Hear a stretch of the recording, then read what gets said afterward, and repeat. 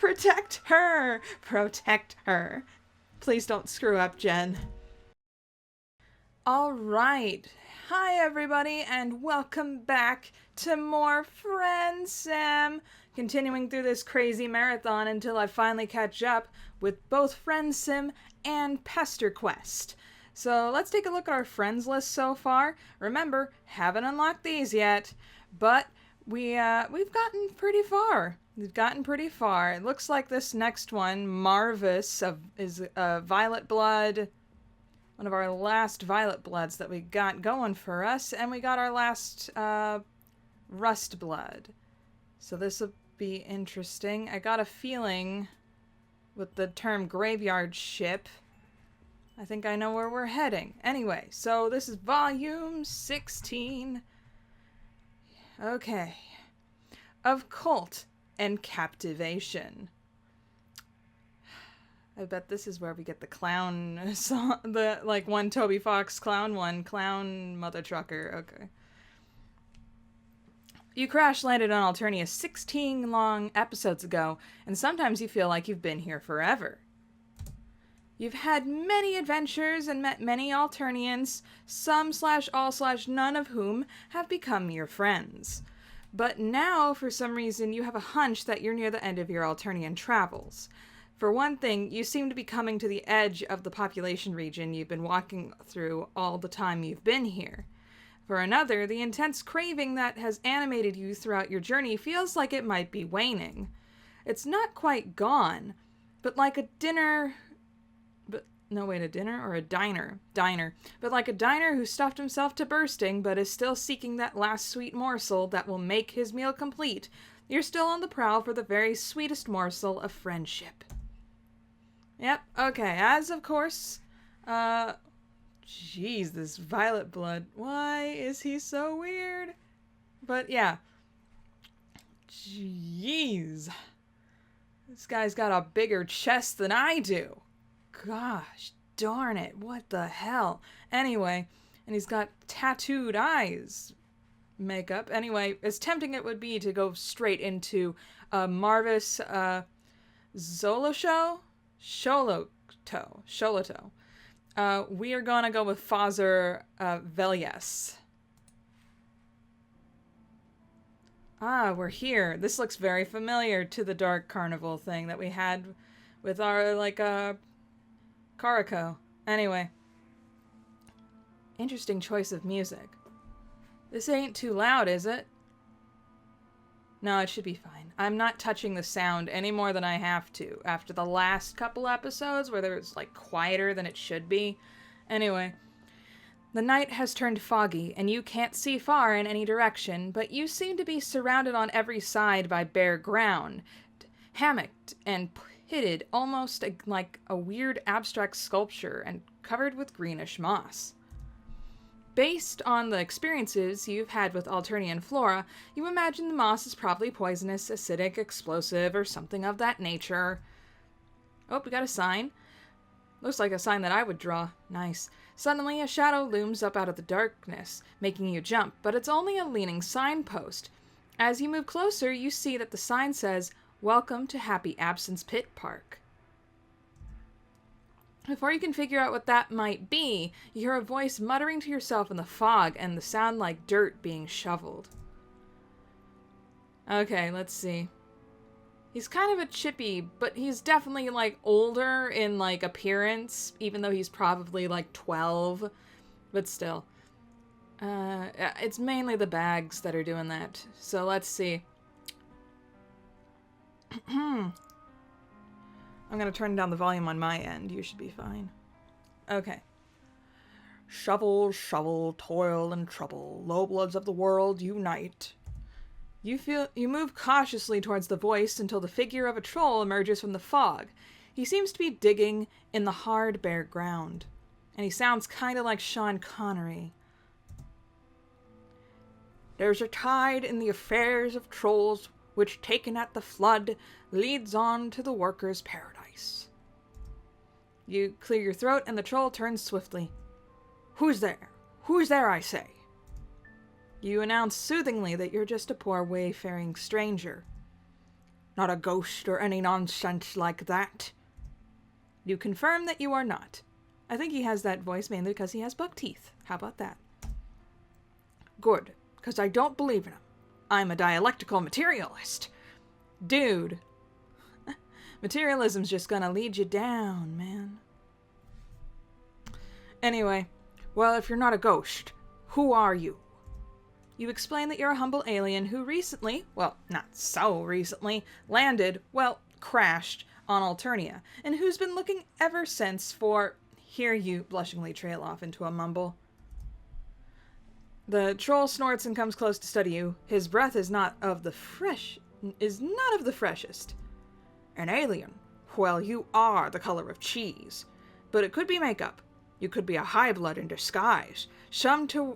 Come to watch poor little Fozzer Velius pursuing his humble profession as a pit perturbator for some unknown reason of your own.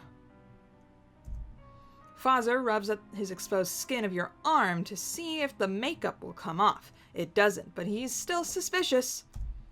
A real alien would know what outer space is like. Describe outer space to me.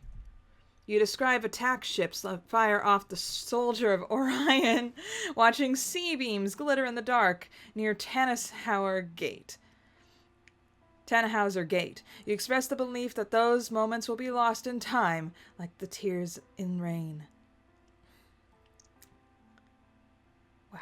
Okay.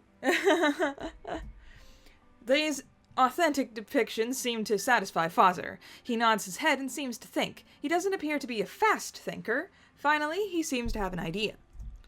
Do the cheese entities where you come from have a strong consciousness of class struggle?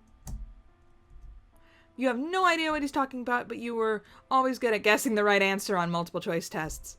You assure him that the people where you come from have such a strong consciousness of class struggle that they use it to jack up their cars when they get flat tires. A big smile overspreads Fozzer's face and he pumps his fist in the air. Pleased to meet you, comrade alien.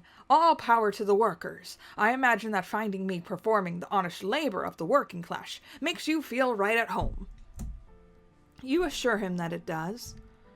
I suppose that you wish you could share in the simple proletarian joys and sorrows of the Alternian oppressed classes. Whoa, so he's like communist. He's like, okay, so Marxist-Leninist, let me say. Marxist-Leninist communist, but he's like all for being the lower end of the... Wow. He's totally okay being proletarian and not the bourgeoisie. Okay, whatever, dude. You do you. You're a fantasy troll, so I'm not gonna tell you that your view is slightly problematic. Anyway, you're not sure what proletarian means, but sharing joys and sorrows sounds like a hopeful prelude to friendship. So you say you're just thinking that you would like to share that kind of joy and sorrow. Easily done, comrade. Here, take this soil perturbation lance. You can enter into solitary with the Alternian working class right now. Now, don't thank me. Freedom, brotherhood, equality is my motto. Conduct your permutations right here, if you please. He points to where he was shoveling, and he begins shoveling there too. The moss that covers the ground is tough as leather, and the Alternian soil is rocky, hard, and unforgiving. No surprise here, but before long you're sweating profusely. But no exertion is too great for the pursuit of friendship. Fozzer watches you labor with brotherly satisfaction. Class solidarity is a wonderful thing, isn't it? From each according to his ability, each according to his need. You look like a walking cheese, but your muscular development is impressive. So, just to pass the time while you labor in solidarity, what do you think of our planet? What has been your impression of it on your visit from outer space? You suppose it's no worse than a lot of places with some good points and some bad. It's by far the worst place you've ever seen or heard of. I got the feeling he'd hate that, because he seems so freaking chipper doing that. Can I just... Okay, whatever. Okay. Click. As a guest, it's only polite to say nice things about your host's home planet. Besides, meeting Fozzer has stoked your desire for a sweet friendship morsel, and a little praise and flattery often goes a long way to people like you. So, with the little breath you have to spare from your digging, you tell Fozzer that you found Alternia most interesting. Fierce rush of life here induces a salutary wakefulness, and boredom is virtually unknown. Also, the social structure arising from the hemaspectrum and the multidimensional relationship matrix is very unusual, producing a fascinating array of possible interactions among people. You are looking forward to the day when you can tell your grandchildren about it. But Fozzer doesn't look pleased as you hoped. So, you find Alternia agrees with you. I guess I did the wrong choice. Oh yes, very much, you pant. That's a bad sign. You find it interesting and fascinating. Definitely. To you, the spectacle of those who happen to have been born of certain blood colors, exploiting and oppressing those who have not, is just a picturesque detail. Well, you wouldn't go as far as to... You find nothing objectable in society where the strong kill the weak at will, based on nothing more than the color of a bodily fluid, where the upper class sees the lower as a little more than inanimate objects whose only purpose is to serve them? Where the whole corrupt society is structured solely to breed cannon fodder for a psychotic empress's mad plan to conquer the entire galaxy, more peoples to oppress. Dude, you're giving me mixed signals. That certainly wasn't what you... While the streets run with rust, orange, and gold blood, you stand unconcernedly and remark how interesting and fascinating Alternia is. While the fish people and their bluish lackeys strike the pap from the mouths of low-blood wrigglers, you smile pleasantly and remark how unusual Alternia is. Certainly not, but you can't judge other cultures by one's... Oh, you can't dodge your class responsibility that way, you cur. You so-called intellectuals try to hide your fawning severity to the bosses by pretending to view society objectively without moral judgments, when all the time you're simply crypto-imperious lapdogs. Okay, so A, I don't think I won this round in the friendship things. 2, I agree with Fozzer. To me, I don't really believe in... Well, I do believe in an objective moral compass, because everywhere around the world you find people are like, people around the world are punished for, killing innocents, that sort of thing. So, yeah. Okay, let's just get this over with. Continue on, Drode. And you come to the Happy Absence Pit Park pretending solidarity with the oppressed. Pshaw. I see now that you're nothing but a cat's paw of a oppressor class. Nothing but a cheese-colored Judas Iscariot sent as a spy. They know they have a troll Judas Iscariot? Did he betray the signless? Okay.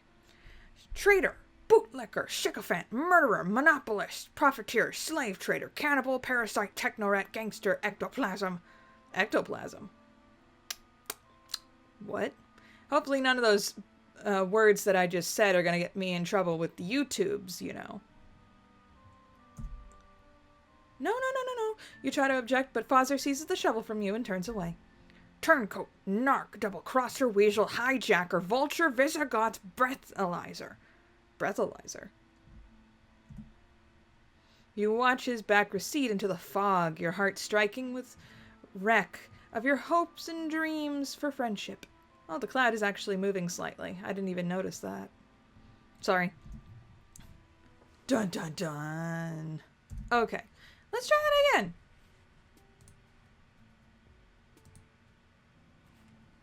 Far the worst place you've ever seen or heard of. The feeling comes over you suddenly that nothing can be more important than truth. Truth is at the foundation of all real friendship. Truth sets you free. Honesty is the best policy. So you take a deep breath and say that you hope it won't give offense, but that in your opinion, Alternia is the nastiest, ugliest, cruelest, most inhospitable, and most unfair place you've ever seen or heard of in a long life of travel and study. Even plants are bloodthirsty. Even the soil is hard and mean. You had no friends here, but you've heard that it's also possible to make friends with lions, bears, killer whales, and other wild and dangerous creatures. In fact, often here in Alternia, you've felt that you've been locked in a cage with a bunch of such wild and dangerous creatures. As you've talked, you're watching Fozzer anxiously for signs of anger. You're surprised to see, instead, that he seems to be loving it. And what about our political system? You already put your foot in it, so you might as well go and put the other one in, too. You express the opinion that a violent, rigidly stratified insectile social structure created solely to generate soldiers for a mad project to conquer the entire galaxy might raise eyebrows in some quarters. You admire natural selection and survival of the fittest as much as the next person, but this is overkill on a titanic scale. Survival of the fittest is bull. Okay. As you're speaking, Fozzer's smile has grown wider and wider. He's shown other signs of approval, such as jumping up and down and whirling around. He pumps his fist in the air. Forward to perfect socialism. It's so good to talk with someone who hasn't been hypnotized from Wrigglerhood with contra-revolutionary pep. Someone who sees conditions of Alternia for what they really are. Who sees the evil of the High Bloods. Oops, I just clicked away on accident. Okay. Someone who will march in the vanguard of the workers' revolution to face unflinchingly the onslaught of the aristocracy, perhaps. Nay, probably. To die in the hail of bullets, but never turn their back on the people. Let me embrace you, comrade alien. He's blushing, so that's cute. He does so. He's oily and smells like mossy soil and poor ooze, but this does not dampen your spirits. What better preamble for making a suggestion of friendship? Agreeing with people about politics never fails to bring friendship closer. It does make you feel dead inside, though. I'm just saying. Hypothetically. Anyway. But before you bring it up, Fozzer, having first kissed you on both cheeks, continues. But we mustn't allow our celebration of the People's Revolution to interfere with the honest labor that ennobles us. I'm holding you back from your ticket to the workers' paradise. Please proceed with your soil perturbation. All power to the people. Death to the arbitrary hemospectral discrimination. Forward, comrade. He waves his hand with a flourish and you start digging again. You wonder if it would be just as revolutionary if you traded place so Fozzer could do the digging and you could do the speechifying, but you don't want to wish to disturb the perfect harmony now existing between the two of you. Instead, you use your little available breath to inquire what all this soil perturbation is in aid of. Obviously, graves, but it's okay. Why, a coal pit, of course. Didn't you see the sign? This is the Happy Absence Pit Park for your Velius, proprietor. Alternia's reactionary tradition is just to dig coal pits anywhere, without a second thought, but our revolutionary future demands that we have more respect for the dead. So I've created this wonderful innovation, the Pit Park. There's a clown concert being held not far from here, so I anticipate a brisk demand shortly. Best be ready for those things. Having a lot of dead clowns lying around rotting on the property is unpleasant, not to mention unsanitary. Get them underground pronto is our motto here at the Happy Absence Pit Park. Not abstinence. That's the exact opposite of Alternia, man. You're wondering privately whether a little class solidarity couldn't extend to Purple Bloods, remembering your dear friend Carco Perot, when Fozzer seems to give a jump. No, that is not ghosts. What? Grateful for an excuse to stop digging, you turn and look at the direction Fozzer is staring, leaning on your soil perturbation lance. You don't see anything but fog. You ask what is not ghosts. Nothing is. I'm a dialectical materialist, and if any ghosts come around the Happy Absence Pit Park, they should be aware that I won't believe in them, so they might as well go somewhere else.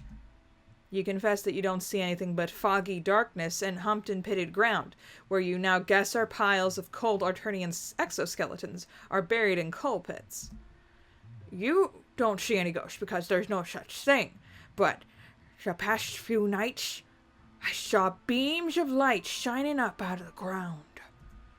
Almost as if, metaphorically of course, some of the exoskeletons in the coal pit had gotten a hold of some flashlights and were shining them up through the chinks in the soil. Look, there it is again. Oh, what the heck? This time you see it, a column of light that flashes up through the fog and is gone, seeming to come up from a crack in the ground, which it briefly illuminates a blinding white. Fascinated, you move towards the crack, which is now dark and invisible again. What are you doing? You look at Fozzer in surprise. He seems terrified. You ask tactfully whether he doesn't think you ought to see what that is. For example, it could be an infrastructure malfunction that could blow the Happy Absence Pit Park and all its inhabitants, living and dead, sky high. You're not even sure they have infrastructure in Alternia, but one can't be too careful. Well, maybe you're right. We are fearless revolutionary cadres, after all. You can hear his teeth chattering. You move towards where you think the flash came from. Fozzer, close behind you, you're peering over your shoulder. You can't help wonder if he'll be the vanguard of his revolution when the vanguard of his revolution is braving hails of bullets. You very much hope that his revolution, if it ever comes, won't happen when you're around. Oh, it's doing it again. Then a whole series of lights flash silently up from the ground, making columns through the fog. Fozzer jumps and howls behind you. Non-existent! You tell him that there's undoubtedly a logical explanation, though you have to admit you have a weird feeling just now that the lights have appeared, like a momentary dizziness or feeling of discontinuity. What is Doc Scratch doing? Or is it Doc Scratch? It could be whatever is in charge of the Dark Carnival stuff. But you're more curious than ever now. Murmuring comforting things to Fozzer, you start digging right around where the lights you saw came from. Then it's weird because you break through some kind of thin crust as if the soil in that particular place is just a few inches thick, over a brittle surface that your shovel goes right through, like old pottery. You wonder whether you're inevitably dug into an old coal pit. But what would bright light be doing coming out of an old coal pit? And in some way, it doesn't feel like a coal pit. It feels like something metaphysical, like reality itself is particularly thin right in that spot, and you've broken through the very fabric of it with your soil perturbation lance. You dig around the edges of the hole, enlarging it until it's about a foot wide. The darkness within makes the darkness of the Alternian night seem bright by comparison. It's so dark that the soil is falling into it, and the part of your soil perturbation lance poking into it seems to vanish completely, as if the other side of the whole reality itself gives out.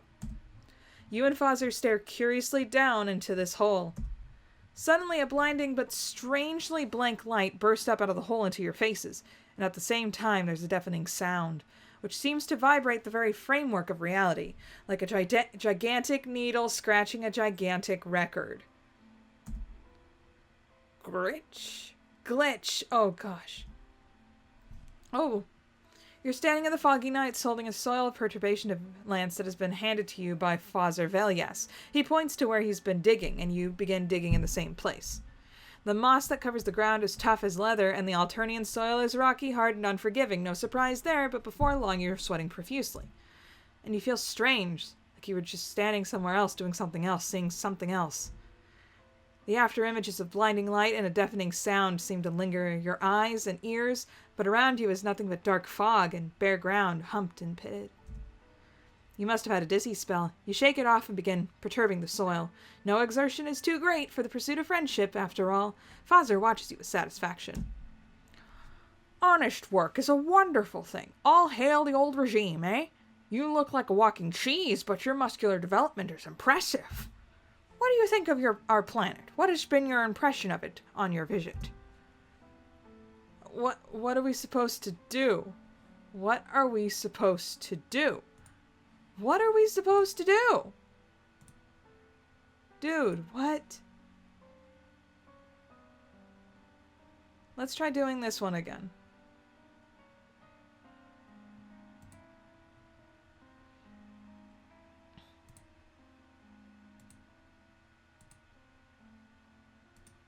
Hey, he seems happier now. Satisfied smile overspreads Fozzer's face. I'm glad you recognize the nobility of our ancient society, with its orderly hierarchy and naturally evolved degrees of privilege, reflecting naturally evolved degrees of ability. You're pleased that your words have met with approval, but you're still a little troubled. You had an odd deja vu sensation that this whole exchange could have gone quite differently, maybe even did go quite differently sometime in the past or in some parallel universe. You inquire timidly whether the total domination of the lower bloods by the higher on Alternia doesn't sometimes feel like oppression. Never.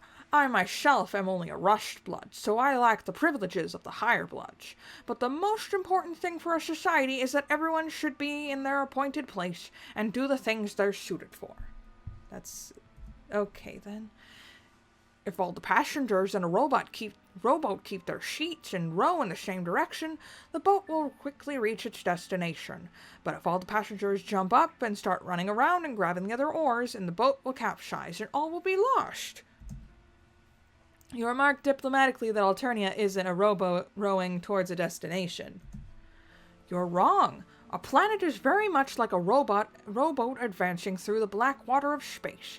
And as for our destination, all of us in Alternia aim at but a single goal every hour of every day, to serve her most high imperial condescension in conquering her glorious galaxy-wide empire.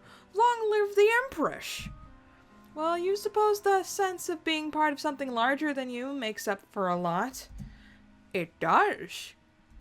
And naturally evolved systems are almost always more robust than artificially designed ones. They are. And it's true that Alternia's social structure does bring some semblance of order to a collection of 12 desperate troll subtypes. It is. Fozzer beams at you fondly. There's nothing that warms the heart like someone who thinks you're right about everything. It's so wonderful to find someone who looks like a piece of cheese, who is so intelligent and understands society and politics so perfectly. Finally, a true friend. Both the sides of this conversation are very disturbing. And partially for Doc Scratch, partially because the politics, both sides of this coin, are kind of flawed in my opinion. So, anyway.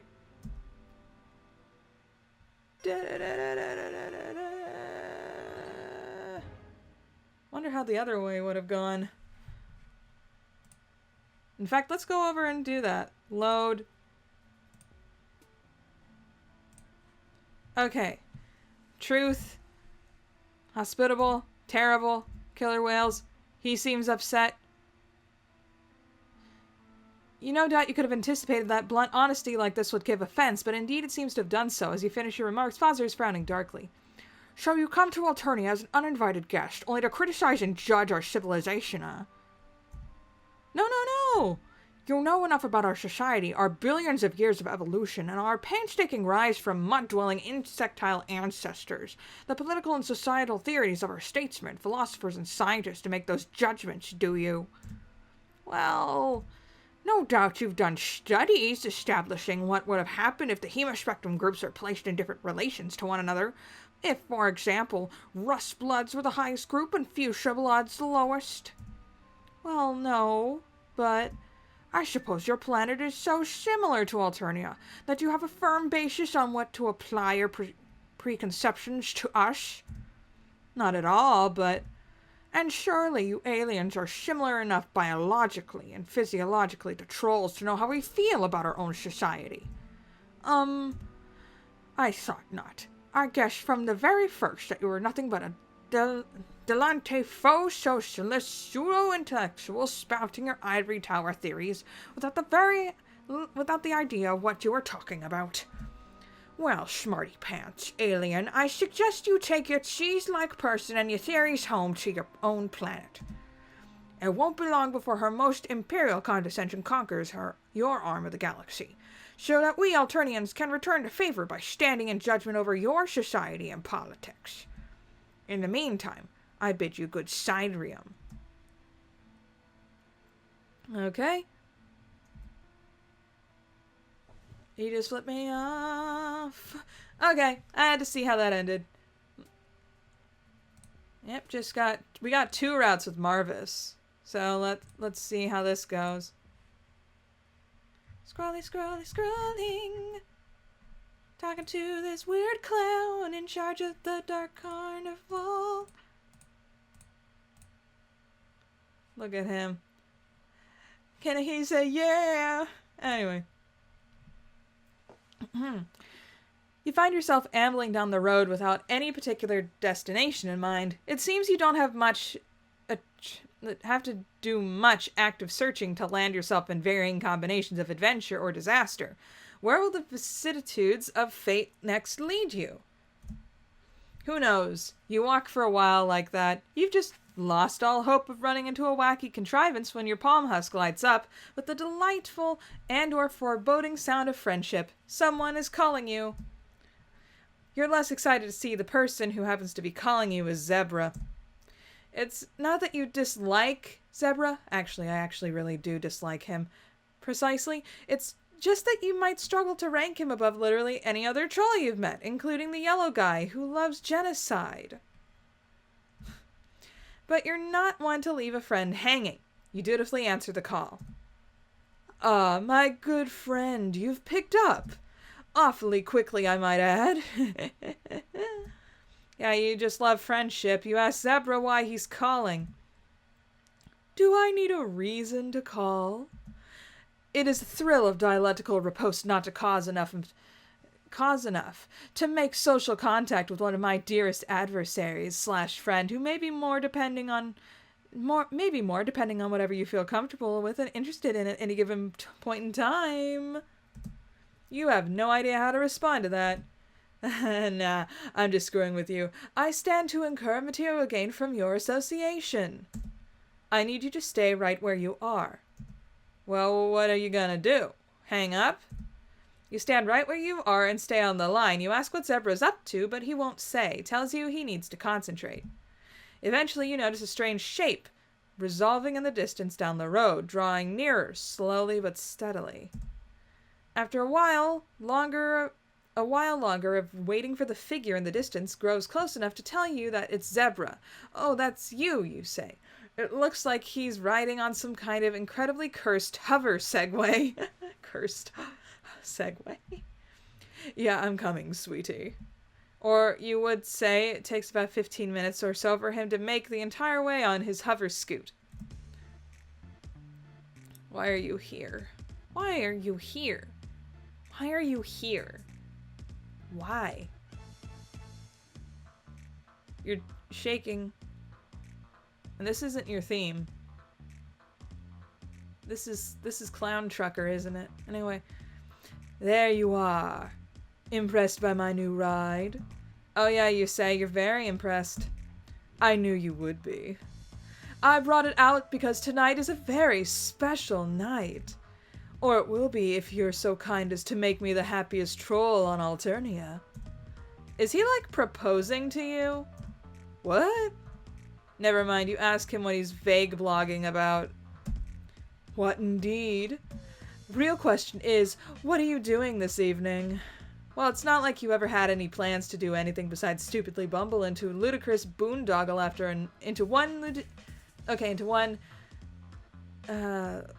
ludicrous boondoggle after the other.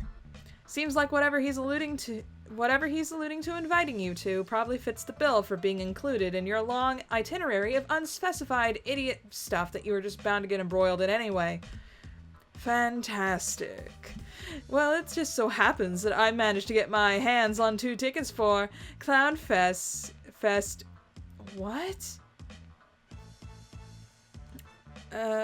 20 Rex? What is that supposed to be? And I thought who better to take along than my dearest alien associate of unspecified nature. You have no idea what Clown Fest Rex is, but it's not off to a good start with the name. Oh, I should have known you wouldn't be familiar with it. A little less sophisticated for an off-world reprobate such as yourself. A musical festival centered around purple blood performers. Now, normally I wouldn't trifle with high blood entertainment, disgustingly oppressive as it is. But when you think about it, aren't clowns the most disprivileged class of them all? You don't want to ask him to explain what he means by that, because everyone would get really angry reading it.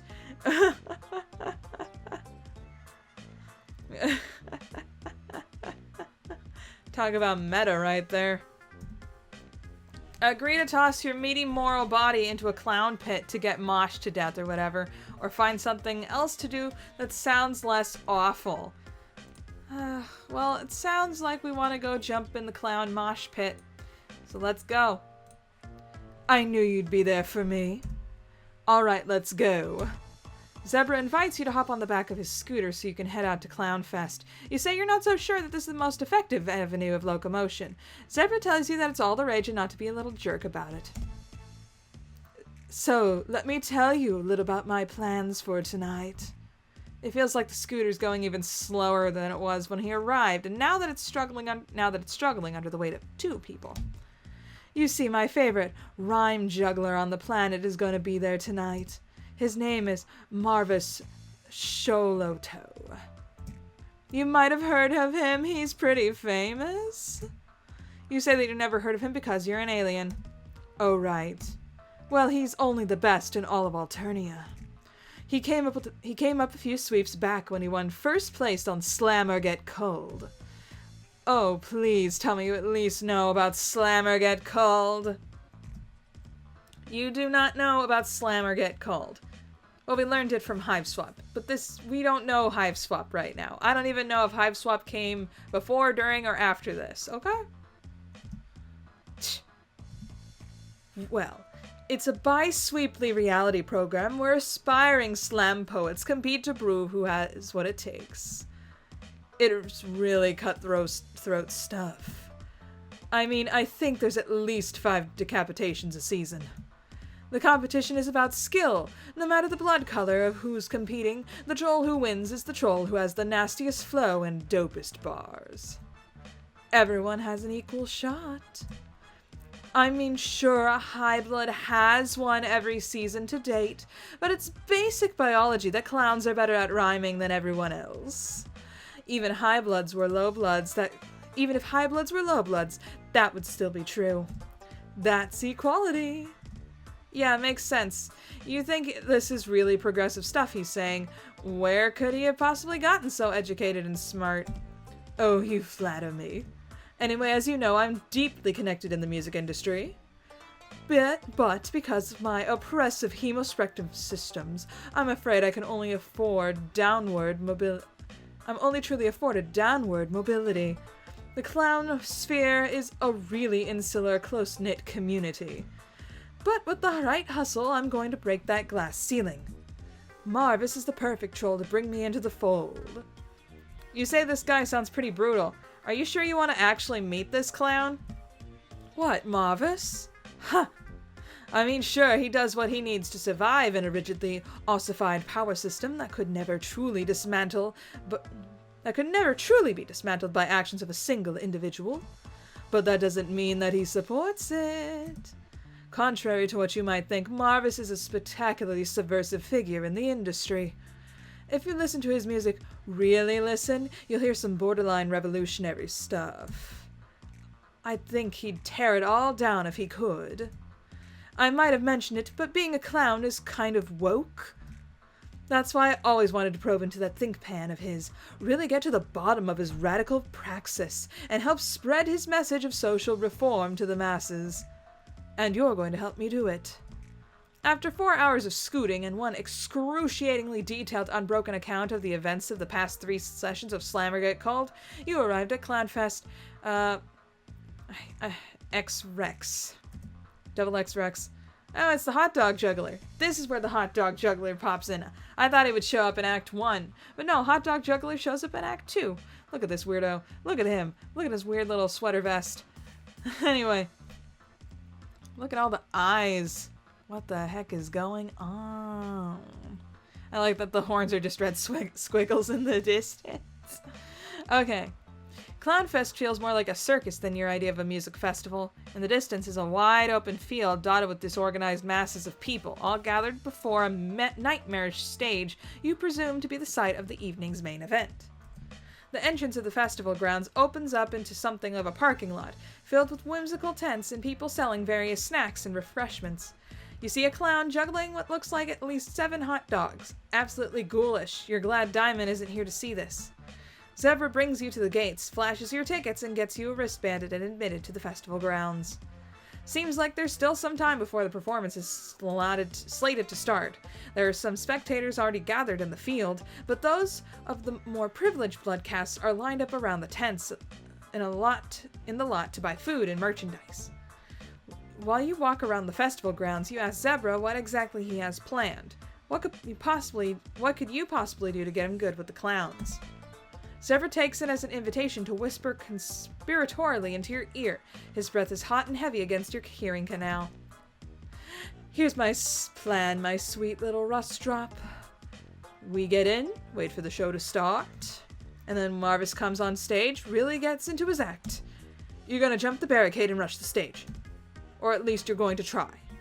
Of course, I'm gonna stop you, I'll tackle you before you make it to the stage, and I'll call you right in front of Marvis and everybody. Zebra, why are you like this? Why? Why? Oh, calm down. I'm trying to tear down the stereotypes that low-bloods are all simple-minded dullards and you aren't doing your people any favors by reinforcing the cause for prejudice. Obviously, I'm not really going to kill you. You simply pretend to play dead after I heroically foil your black designs on Marvis. My actions will firmly place me within Marvis's Ashen Quadrant, so he'll have no choice but to recognize me. And then the clowns will see for what a hero I am, praise me, and bring me backstage to reward me.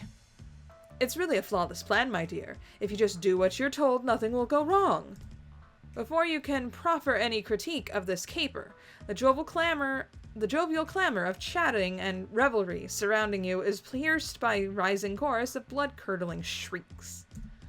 You whip around to ascertain the source of the dreadful sound, but when it becomes apparent that those were not screams of pain at all, you know what's up when Zebra joins in with ear-splitting squeals. That's him! Oh, wow. It's the man of the hour himself. An expensively dressed juggalo is making his way through the crowd, flanked by a robust team of hulking indigo bloods. Every aspect of him telegraphs unimaginable celebrity. The purposefully disheveled yet fashionable fit of his clothes, the swagger of his step, the 10-man camera crew trailing behind him. He walks with measured poise despite the chaos rising around him. Dozens and dozens of young trolls are flinging themselves at his entourage without any apparent concern for their safety. The bodyguards are roundhouse kicking the eager teens to the ground left and right. Oops, I'm sorry, what was that? Okay. Left and right like a bloody blender of adolescent aliens. It's pure carnage. He really knows how to draw a crowd, doesn't he? Sigh. A minute ago it was tough to truly grasp the hype, but after seeing him in person, you don't know what it is, but this swaggy clown has an undeniable gravitas that commands the attention of everyone around him. It's impossible to look anywhere else, given the Alternian moonlight seems to endeavor to glint off his golden accoutrements twice as bright. But he's gone just as quickly as he arrived, up to the festival stage to set up his act. He leaves a bloody void in his wake. Zebra is bouncing on the balls of his feet following the encounter. He clearly can't wait to get into that pit, and to be honest, neither can you. What is it about a good clown that's so utterly irresistible? Here we go. Zebra takes you up to the field spread out before the stage. There are thousands and thousands of trolls already standing around ready to show to start, but from the looks of the crowds in the back breaking down their tents, there have been rustbloods camping out for days to secure their spots. But even those hard-won locations are much farther to the back than where Zebra is leading you. There aren't many high bloods here by comparison, so Zebra is able to take you to walk right in, muscle past all the ceruleans, and grab a spot by the barricade with maybe 5 minutes to spare before the show starts. There are some roadies up on the stage now, dashing around to finalize all the equipment arrangements. Oh shoot! Did you remember to bring your concert diaper? Excuse you? Zebra turns to you with wide eyes. You're awfully close now, boxed in by the swell of trolls pushing your bodies closer and closer to the stage. You know, your concert diaper? You don't actually know. You don't have a single clue about your concert diaper. You ask him if he's wearing his concert diaper. He pats the front of his pants, which you notice are looking a bit plumper than usual. Of course? You can't just come to one of these things without your concert diaper. Things in the pits can get pretty intense, bro. And you can't leave to use the load gaper after it starts. Man, you're really going to regret not bringing your concert diaper. So is everyone around us. Ugh. Before you can even attempt to formulate a response to that, the crowd breaks into thunderous cheering. Your heart skips a beat as you look up, but of course the clown who's clambering up the center stage isn't him. Marvis is clearly too hot to blow on the first act. All the same, people are really fired up over this raggedy juggalo. He seems like a serviceable clown, you suppose. He's got enough gold chains and is reasonably swaggy. He gets bumpin', drops a few bars. It's fine, you guess, but he's not your clown. You know the moment you laid eyes on Marvis that he was the only clown your heart would ever be able to see again. Zebra leans in your ear and has to yell to be heard over the sounds of music in the crowd. I never much like Rapster Slamsy's work, to be honest. Sure, the beats are produced well, but he has a very insipid sense of lyricism. Triz's clammed this, Triz's undefatigable military might that. We get it, you want to harpoon the heiress. Who doesn't, honestly? We don't need to hear about it all day. A solid 15 minutes of mildly provocative slams later, and old Slamsy's slinking off backstage. As soon as he's gone, a new jester takes the fore. If you wanted to get into music, it proves difficult. Every new act they bring to the stage is immediately followed by a hollering earful of Zebra's scathing critiques. No, you wonder why he's so fixated on getting in good with this gaggle of urban farsers. If he thinks so little of their technical and artistic merits to begin with. You stand, lean sweatily against the barricade. You start to wonder if it's all worth it. Could the sight of a single rapping man really outweigh all the physical and psychic agony of waiting and standing and stewing in the heat of the pit? Will you have just endured nearly 3,000 words of hanging out with Zebra for something that will ultimately let you down? But as the penultimate clown trundles off the set and the taste of the air changes, the lights on the stage go dark, the booming sound system goes quiet, and the tremulous hush follows over the crowd. You feel your heart stop in that silence. You know down in your bones that this is the moment you've been waiting for. Read in the dark, your sweat soaking through the floor. Buried in your bones, there's an ache that you can't ignore. Okay, no more Greatest Showman. Okay. From Sea Dweller to Rustblood, nobody moves. The sound of his light footsteps against the darkened stage could only be audible to someone as close as you. The anticipation swallows you whole. When the floodlights snap back on and illuminate his astounding figure center stage, you feel it. Although yet of modest stature, the lanky juggalo has the presence of a man 1,000,000 feet tall. He radiates a power the likes of which you've never felt before. You feel him inside of you intimately, religiously, indelibly. Yes, this is it. This is your clown. Then he opens his mouth to utter what feels like the most important words you ever heard in your life. Okay, let's find a good voice for Marvis. Okay, so he's really tall, and he's a singer.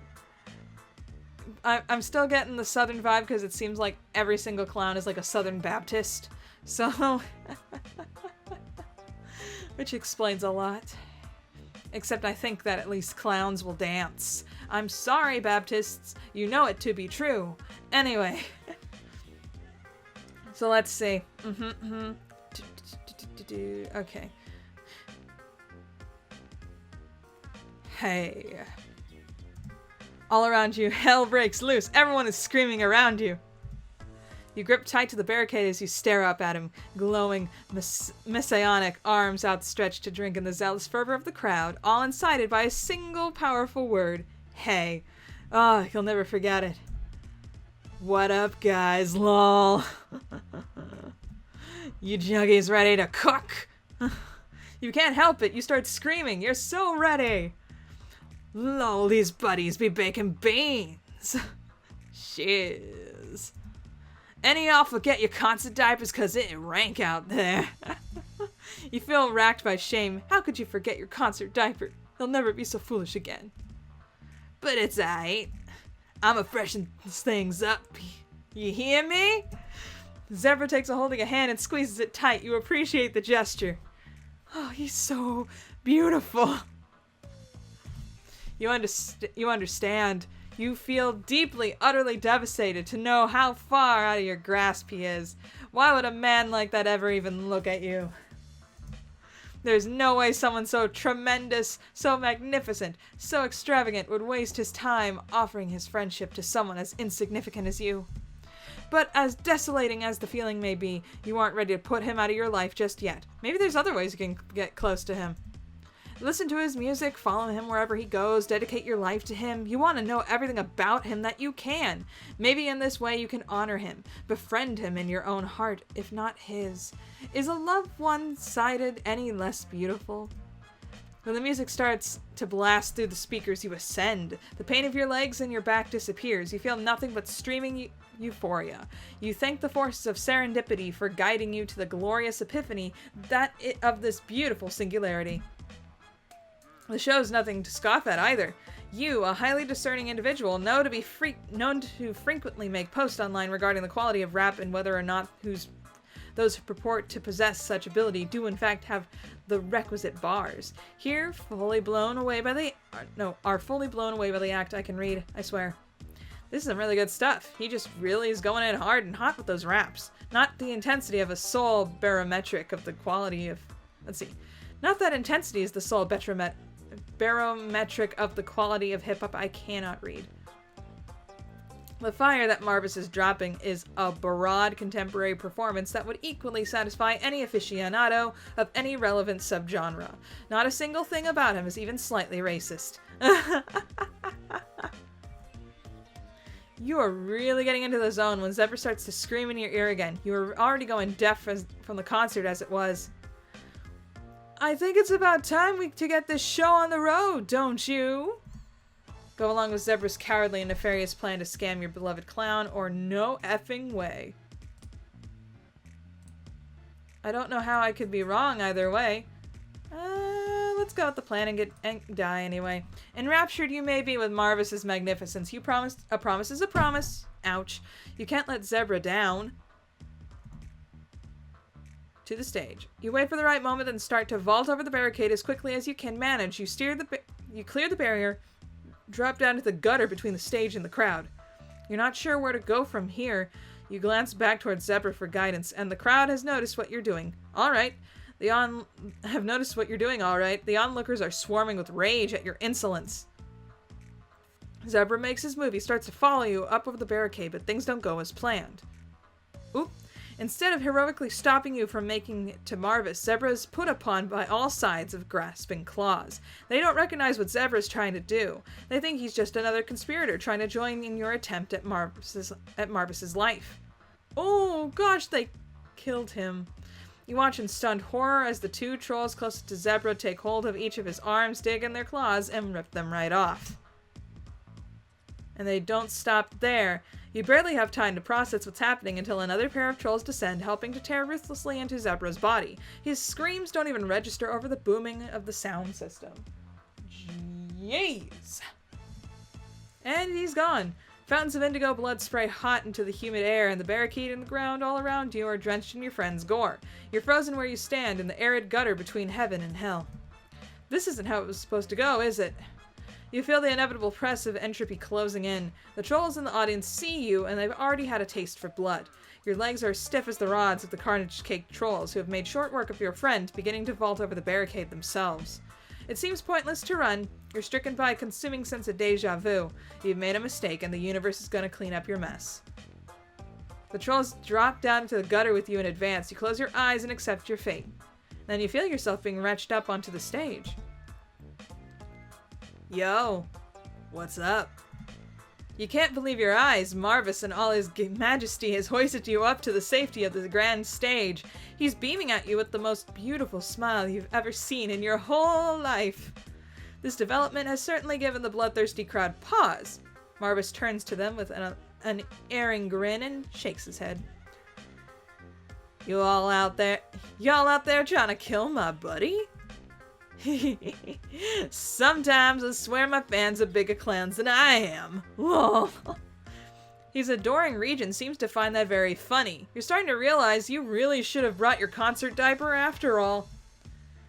Now seems there's been a big misunderstanding. This just be one of my backup dances. Hey, hit it cuz, show him what you got. He's helping you? You can't say you understand, but you're not about to look a sexy, gorgeous gift clown in the mouth. If Marvis wants you to dance for your life, you'll dance. You can dance if you want to. You can leave your friends behind. You're starting to go to town, flossing and shooting and whatever it is the kids are doing these days. A real contemporary breakdown. The crowd goes wild. Things are really starting to look up for you until a deafening crack sounds through the air and the stage equipment starts to collapse. It all happens quickly. The bolts of the stage scaffolding burst out of their settings, the lights catch fire, one of the massive 100-foot screens behind the stage comes loose of its moorings. You'd have been easily panicked by the huge screen, if not for Marvis expertly clown-stepping you and himself out of the way. Oh, half the crowd isn't so lucky. The big screen shatters when it hits the stage, raining a 100-foot area of trolls with vicious glass. Shiz. Right when things were just getting started. And all the sound equipment was all obliterated by the sudden collapse. Nobody can hear him but you. For a moment, your hero looks lost. Man, we better bounce, cuz. Okay, then, backstage. Got Fago and bottles. Okay.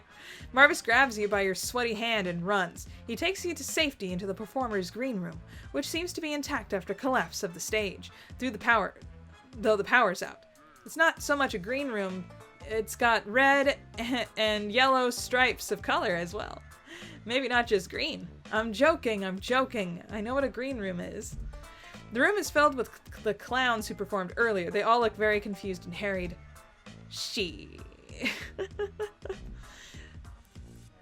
Things gonna be a madhouse out there for a while, so better to just stay low for a little bit, I bet. We get out there right now, we gonna get mobbed. Usually everybody dead at the end of my concerts. I wouldn't make it out there without having to pale with 1,000 teens otherwise. You're a little rattled to say the least. Marvis takes a good look at you. Fuck, man. Oh, he censors. He censors himself with X's. I like that. I like this clown. Okay. You shiz yourself? You started to cry. You didn't bring your concert diaper. Aw, man, it's alright. Don't cry. Look, you're hardly the first buddy to ever shiz themselves at one of my concerts. I'm used to the smell. TBH is comforting. You sniffle and say, really? You wouldn't want to bring even the slightest inconvenience to his wonderful life. Yeah, I'll let it cook. Bring it in, Broheim. You bring it in. The two of you share a nice, malodorous hug. It's hard for you to understand what's going on. Why did Marvis save you anyway? I saw you was hanging out with that blue bro who was always trying to get his snuff shoot up me. Okay, let me try reading that again. I saw you was hanging out with that blue bro who always trying to get his snuff shoot up me. Who's always trying to get his snuff shoot up me in my jug's shizhole. And then you trying to make a run for me. Gotta say, that's brave. I'm gonna ask a buddy where they got that bull dodge. Okay, Okay, I gotta ask a buddy where they got the bulge rods to try to pull a stunt like that. Respect. Okay, the sticking tongue out with the wink, that sealed me. Okay, we need to make a list, a comprehensive list now. Okay, so we've hit daddy level with Marvis. Husbando with Gallic. Best boy with Malik. And our son is... why can't I... Karako. Okay? But my daughter at the same time is... Oh gosh, why can't I remember her name? I feel so bad, I remember the small bean. Okay, there we go.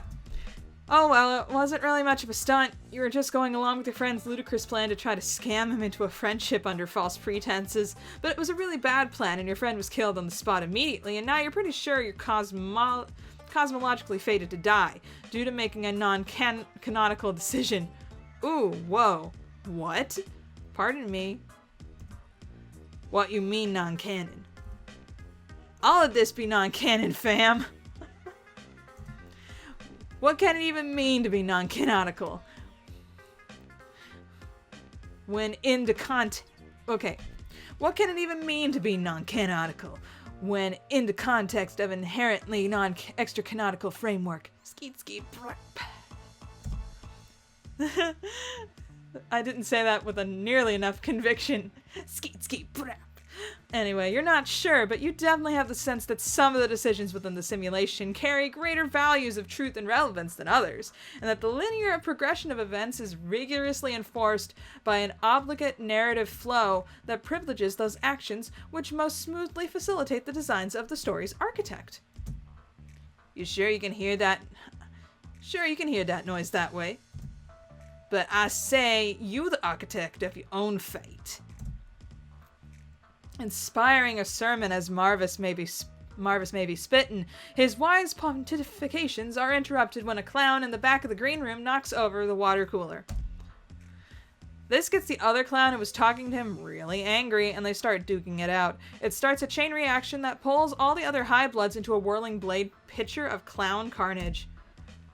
Man, what the frick is going on? It's like you said, you've made a mistake, and the essence of the timeline won't rest until it puts things right. You feel like it's happened before, and it'll happen again. Well, I'm getting the fuck out of here.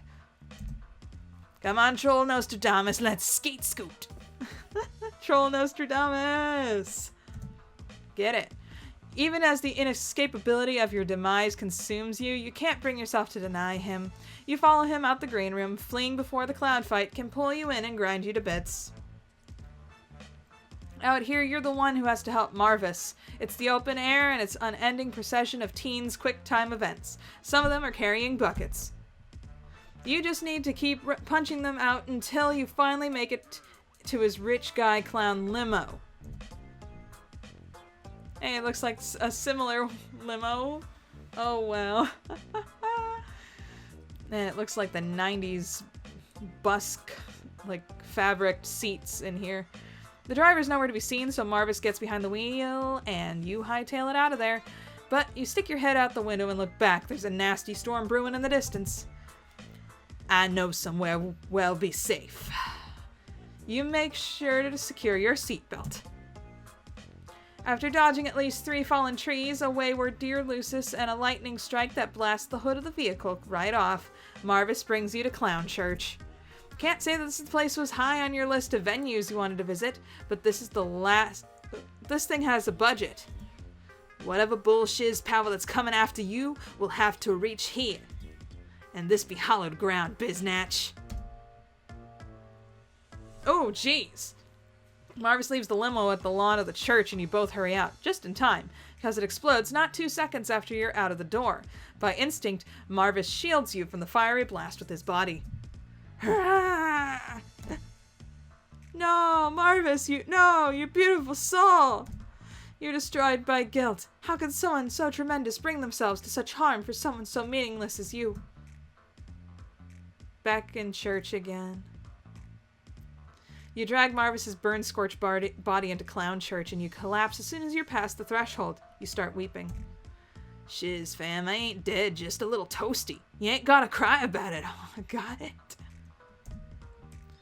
Oh, okay. You help him up and bolt the door behind you. He was right, you do feel safe here. Nothing is collapsing, no one is being stricken with hysterical urge to start a fight, and there's not even a single fire happening anywhere. The mirthful messiahs be protecting us, buddy. Stay frosty, aight? You help Marvis over to sit down in one of the pews. You settle in next to him and gaze up at the imposing architecture. It's not all so bad. There's beauty there. A beauty of being a clown, too. You're starting to see. Maybe you're even starting to believe. You turn to look at Marvis and his face is ashen and slick with sweat. Think that dip into grill I had hurt a bit more than I thought. Your heart drops in your chest. You ask if he's going to be alright. As long as we stay in here, we ain't. But can you really stay inside Clown Church forever? You know down in your bones that even if you do, it doesn't matter. It's something about the air. You can't really describe it. Everything just starts to press down, down, down, like you and everything around you is sinking implacably into the earth. But the ground is coming up to meet you too. You start to perspire. The pressure leaves you weak. You slump against Marvis's shoulder. You feel so insubstantial, like the entire concept of your existence is struggling to erase itself. You know that this isn't something you can fight. What? Are you giving up just like that? You don't know what else you can do. This isn't how things were supposed to go. This isn't how things can be. You can't exist like this. That depends on what it means to exist, fam. Depending on how you look at it, every branch in the timeline be fundamental to the metatextual structure of the essence of existence itself. Even an incident that falls outside of the strict confines of canonical continuity contributes to a meta-consciousness that be built by and could even be said to be at its most existential level, defined primarily by the extra-textual exchange of interpretation by those who observe it. Dude, I can't understand this while I'm reading. I'll figure this out when I'm editing. Right now, this is just blowing my mind. And I'm sorry, I kind of lost your voice, man. I don't know what it is anymore. Each path of transit fragment that the mirroring or distorting or magnifying certain aspects of the ultimate reality folds itself invisibly into the folds of that reality. It's self-immeasurable and intangible, but the space is occupied, indelible. The observation of irreality can still inform how reality is to be interpreted, even if that reality doesn't satisfy even a cursory standard of legitimacy. And the act of contriving continuity can itself provide definition to that very integrity it defiles. Even if what's going on here can't be said to be true, that doesn't mean we're meaningless.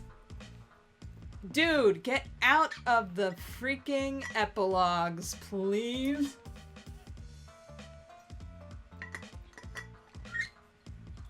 Are you also soul player? A heart player? Because it seems like heart players have a lot to say in this department. Jeez. Turn up. You don't really know all about that, but you tell Marvis that you're glad he's here with you. Marvis smiles and puts his arm around your shoulders. In spite of it all, he makes you feel real. You stare into the effervescently... Whoa, what the hell? You stare into the effervescing panes of clown glass as they shift and scintillate in your vision. Things are coming apart at the seams, subatomic concepts scream from the insides of your ears, and the infinity of pure dimension blossoms between the tenuous threads holding the essence of your being together.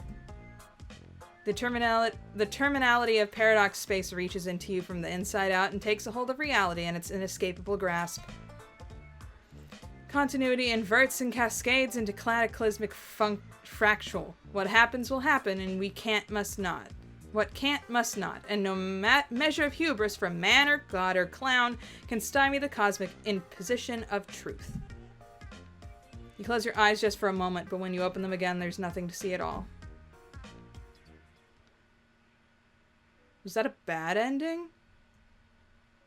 Time paradox again. Yeah, we didn't get that wasn't even a good ending. Oh my gosh, this episode's gonna go on forever. Holy freaking crap. Okay. No way. Are you kidding, you say? There's no way you're gonna vault over that barricade and try to make an attempt at Marvis's life, fake or not. For one thing, that plan is stupid, and you'd immediately die. Second of all, Marvis is a beautiful artist with the soul of a true poet, and you're not going to help anyone attempt to exploit his celebrity for selfish purposes. You conclusively inform Zebra that he will have to find someone else to help him hoodwink sweet Marvis. What's that? I can't hear you over all the incredible, vicious, and beautiful rapping. You tell Zebra you're not gonna do it. You just want to listen to the rest of the concert and enjoy yourself. Zebra seems horribly taken aback. What? But I thought we were friends. You reassure Zebra that you are friends, but affirming a friendship doesn't necessarily require one to embark upon a ludicrous suicide pact in order to socially hornswoggle a rhythmically gifted Marion Drew. You are hardly Thelma and Louise. Get real. Oh, he gone. You tell Zebra to find someone else to help him cozy up to the clown's inner circle. Zebra harumphs, offended, and decides to go. He starts to push away through the crowd down the length of the barricade. With that, you're free to turn your gaze back to this mirthful eminence and embrace the new piece you have found in his artwork. Oop, but Marvis only keeps just dribbling dope, and the crowd only gets rowdier. Before you know it, you find yourself being wretched into the writhing mass, jostled about and subsumed by the transient power of the music. Your pitiful little body becomes nothing but a note in his wicked symphony, a raindrop washed away in the rapids. Some time ago, you might have accepted your fate here and allowed yourself to be trampled by the mob, but you have something to live for now. Even if you feel yourself begin to physically break, those sick beats tether you spiritually to the mortal world. His ruthless bars cut through the heat and the sweat and the heavy stench of pee and meat, draw you in like a sailor to the siren's song. Not even death could wrench you free of his grasp. In spite of the odds, you manage to muscle your way back to the fore. You exit the mosh pit a shattered mess, bruised, battered, and broken, hanging on by only the tenuous of threads. As you look around, you get a glimpse of your fate. You're surrounded on all sides by trolls who have collapsed and been trampled dead, faces frozen and rictus of ecstasy. Given how lightheaded you feel, you aren't long for this world either, but you carry on a bit further, for him. Now, wow, he's really something else, that Marvis, you think, as your wasted body slumps against the barricade. It's all you can do to lift your weak head and stare up at him, drinking in his boundless audio-visual wonder as your vision starts to blur and your consciousness begins to fade. You jerk back to your senses when you feel something splashing over your face. Dude, I don't want to see this angle, please. Stop. You cast around wildly at the source of water. To your disbelief, you see that it was Marvis. He's standing at the stage, gyrating his hips to the choreography as he looks down at your concern. And your concern. It's like staring at the groin of an angel. He waits for a break in his verse to cover his mic and mouth to you. Yo, buddy, you alright? You can't believe how gracious he is to see a humble fan such as yourself in pain and to stop to make sure you're okay. Is this real, or have you passed into heaven after all? Your gaze tracks up from his well-proportioned crotch to the generous view offered by the plunging neckline of his shirt. You're all right now. You'd never been more all right in your life. Marvis jumps off the stage into the impassable purgatory that separates it from the pit, the gods from the mortals. He makes his way over to you. He stretches out his hands. Hey, babe. Wanna dance?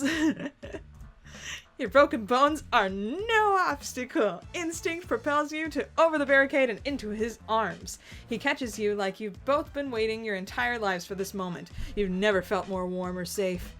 He scoops you up with his incredible strength and carries you back onto the stage. Marvis is talking to his mic again, so his words reverberate through the entire field. Look what we got here! Seems like a freaking low blood. Cut to the front of the line, my friends. Lol. The remainder of the crowd that's still conscious boos viciously. What? What's happening? Oh, you're clearly bleeding red from being stomped in the face several times in the mosh pit. In the murky lights of the stage, it looks awfully burgundy.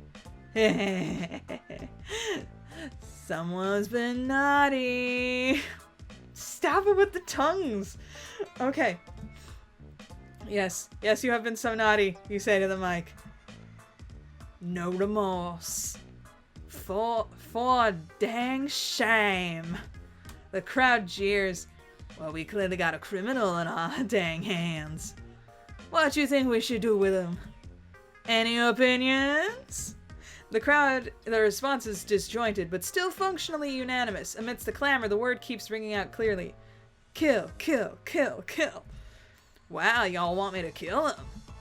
Shit, that's brutal. Well, I ain't one to let down my fans, you hear me? Justice be fixin' done, my merry men. What better way to cap off a wicked night than with a little gutter blood shower, lol? Well, you're hardly qualified to question Marvis's judgment if what he wants is to publicly execute you in front of a crowd of his adoring fans. You guess that's how it has to be. You surrender completely as Marvis directs the stage hands to help him erect some sort of makeshift crucifix. You don't struggle as he carries you over and ties you up, suspended above the crowd. All the spotlights shine on you, burning hot. The audience's rapturous screams deafen you. But all you can see is Marvis approaching you, ringed in otherworldly light. His back is to the crowd, so you are the only one who can see his face like this. Intense, focused, merciless. A gaze meant only for you. You never felt more special. He steps up before you, face to face. You stare into his eyes, enthralled. Such clear eyes. So potent and beautiful. Your only regret is that you can't gaze in them for longer. Oh, man. That's some wicked cane he's got going on. Marvis takes a hold of his cane and in a fluid motion draws out a rapier-like hidden blade. The metal glints 1,000 colors in the light of the stage, almost as awesome as he is. You hope he strikes true. Yours will be a magnificent death. But then he winks. A fleeting moment of understanding passes between you. Could it be that Marvis is the friend you've been searching for after all? Oh, is it a fool's flight of fancy to dream so? As he draws in close, rearing up as if to strike, and as he raises his blade, his jacket lifts up too, exposing his venerable clown pit. You lean in just now, maybe? You could take a whiff or respect yourself. Okay.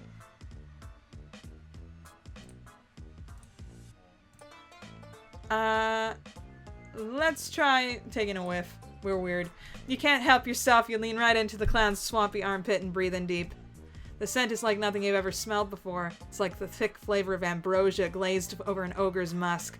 Wet teriyaki socks, sprinkled with a seasoning of pure passion. Powerful, indomitable, and beyond intoxicating. You can't get enough. You sniff and then you sniff, sucking so much in that salty odor that your nostrils as possible. It's so delicious. This is getting so weird and this has gone for so long. Oh my gosh. The fresh bouquet of exertion brought about by hard, relentless work, freely flowing as the manifestation of his raw talent. You could spend the rest of your life nestled into this jester's fragrant pit, which might be literally what happens. You hope he allows you to the indulgence. Were you so bold you might even take a hearty lick? Oh, how could it possibly taste if the smell alone is so wonderful? Would that you could suckle even a tiny drop of that sweet jester's husky tang. You imagine some poor Let's Player having to read every delectable sentence of these odoriferous paragraphs aloud and getting a little hot and bothered.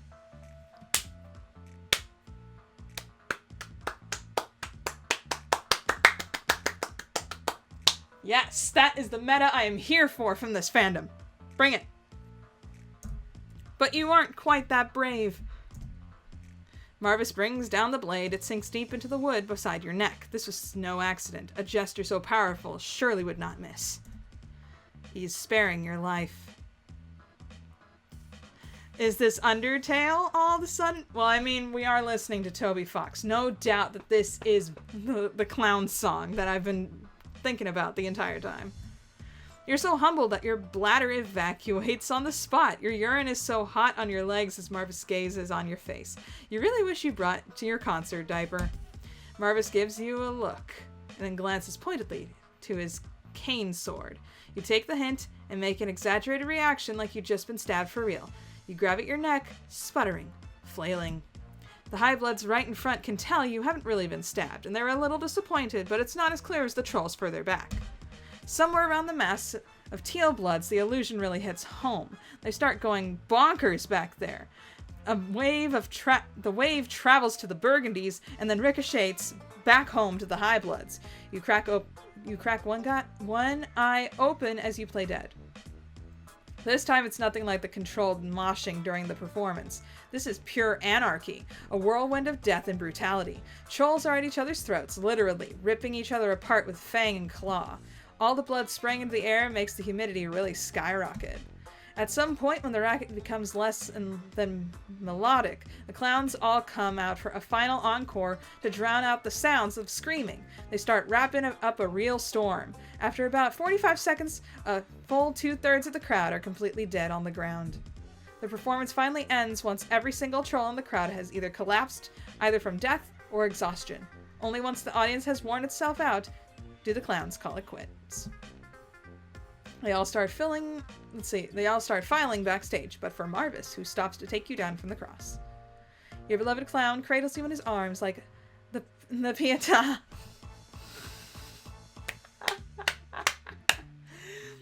I am Jesus. No, don't take that out of context. Oh my lord. Okay, gently patting your blood-spattered face. You hanging in there, fam? You tell him yes while continuing to play dead. You don't want to foil his ruse. Okay, gravy. He picks you back and carries you off the stage. The clowns have a little green room set up in the backstage venue where they're all mixing and relaxing after the show. Nobody seems concerned to see Marvis carrying a 90% dead alien or particularly rattled after witnessing thousands of trolls savagely cannibalize each other earlier. Hey, you want a Sandy? A what? A Sando. You're sorry. What? It's a sandwich, dude. Read between the lines. Grub bread. Oh yeah, you say you're pretty hungry. Marvis drops you off the couch and lets you lounge indulgently as you wait for him to walk to the catering table and pick you something up. He's back quickly. Think you can move your arms and nothing, buddy? You say not really. You're pretty sure all your bones are basically obliterated. Ah, shiz. That's rough. Sorry, man. I guess that's my fault. Lol. Okay, say ah. You don't even question it. You obey him unthinkingly. Ah. You nearly choke when he kneels beside you and starts pressing broken off pieces of grub sandwich past your trembling lips. Tears well up out of the corners of your eyes. How could someone like you be so lucky to touch and be held by the closest thing on this mortal plane to a god? You're sure that there are thousands, millions of trolls out there who would die to experience anything like this. It's humbling. What did you do to deserve this?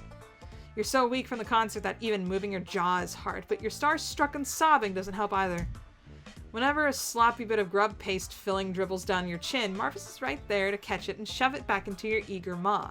He makes unyielding eye contact with you as he allows you to suck the maggoty meal from his fingers. You tell him he's beautiful. A lot of people say that. I don't know about that though. I'm just a humble rhyme juggler with a lot of cash money and 10 guys filming what I'm doing. When you're finished eating your sandwich, Marvis kindly wipes all the mess off your face. He's so gracious, you can't believe it. You're so glad that the camera crew is here to capture all this so you can watch it and relive the experience of receiving his kindness again later. You guess you need to answer the question, why did Marvis decide to save you? Marvis takes a moment to think on it. Well, I guess I saw the guy you was with. And I was like, shit. What a sorry mother effer.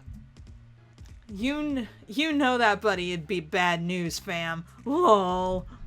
What, Zebra? No way, Zebra's your friend. All your friends are cool. Dang, cuz that's raw. Oh, you okay? You sick? You real friends with that Inda Ding Dong? I love Marvis! Throw me in the clown pit, okay? Okay. You know he blacklisted all the way down in Clown Town. Way out in Clown Town? What? Really? Why? He's just a social climber, man. That big blue buddy be a mofo parasite. And he's blacklisted by all the clowns? He doesn't seem to know that. Well, we ain't about to go and tell his chatty ass. I'm gonna go and write a wicked nasty review about my bands. No business. Okay, so we've been looking out for ourselves. Us clowns real close-knit, you know. Take care of each other and all that shiz. You feel me? If you think about it, clowns really are the most disprivileged socioeconomic class.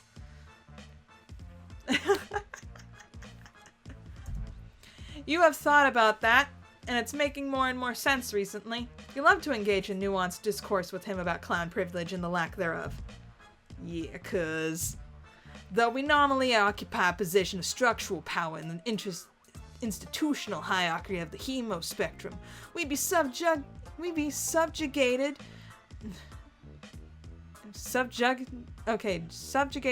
into... Okay. We subjugated into dampening our powers like no other. Because the agents of the Empress and her abysmal... Was it Kayarchy? Know that an unimpeded strength of me and my sick nasty buddies would easily unseat sea dwellers as dominant caste. And if purple blood be objectively superior to violet in every metric of strength, power, and influence despite chromatically preceding them, and the only reason we don't rise up and rip the fins off their slimy little faces is an eternities of a religious persecution and culturally immutable precedent. What does that say about the validity of the rest of the system? Marvis, why are you beautiful? Okay. I love him. You consider your mind thoroughly blown. Wow, this guy is incredibly woke, and not the least bit racist at all. You're really inspired by how he is both you're really inspired by how good he is as both an artist and as a man. Dan straight. Maybe all the spectrum needs a little chaos to shake things up. Really making you really makes you think. You hear me? You do hear him. It makes so much sense. He makes so much sense. You make so much sense together. Marvis smiles at you as you hold his hands. You don't ever want to let go. You're afraid you'll never see him again if you do, but you're not sure you can live like that. Maybe you can't always be by his side, but maybe sometimes, occasionally. All you want is to make a friend. Of course I'll be your buddy. Here, why don't you add me on Shitter? And next time I got a show, maybe I'll hook you up with some wicked tickets. V-I-F-N-P, B. Rust Emperors represent. Make sure to check out my link in my bio for merch if you're interested. Yes! The promise fills you with so much hope and light and joy. You can't believe it. You did it. You made the greatest, most ultimate friend of them all. Your shining light. Your reason for being. Marvis, the truest buddy you ever had. True buds! Okay, we gotta quickly get to the next one. Oh my gosh, this is such a long one. Oh my freaking goodness, don't take that out of context. Oh, wait, what? We actually did what? What? pit stop. Couldn't resist, could you? VIP, you got to meet him. You're a clown. Wait, did we actually... Okay. Did we... What? Now I gotta know. Load. Respect yourself. Marvis brings down the blade. It sinks deep into the wood beside your neck. No. Oh, okay. So basically it's like the same thing, only we added like an extra like 3 paragraphs of us being cringy. Sweet. Awesome. Can we just skip to the end, please? Best buds. Okay. Good to know. We're starting to come up to the end. We've just got 3 more chapters to go. Thank you guys so much for watching, for this, like, extra long, like, freaking Friendsim episode. I will see you all next time. Bye! Hey there. Consider becoming a patron, just like the phenomenal Gerald Thomas, Bleed Red, and Alexander Madeline.